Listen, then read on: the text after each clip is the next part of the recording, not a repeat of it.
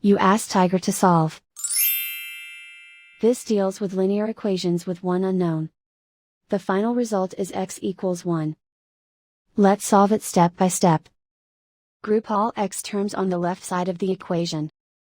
Subtract x from both sides. Group like terms.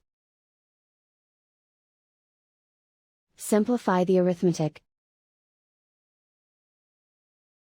Group like terms.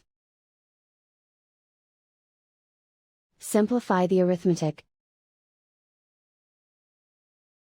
Group all constants on the right side of the equation. Subtract 5 from both sides. Simplify the arithmetic.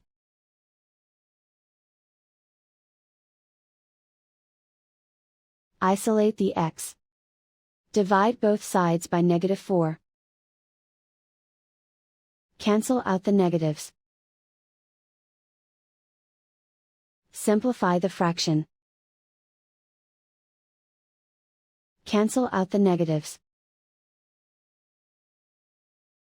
Simplify the fraction. And so the final result is x equals 1.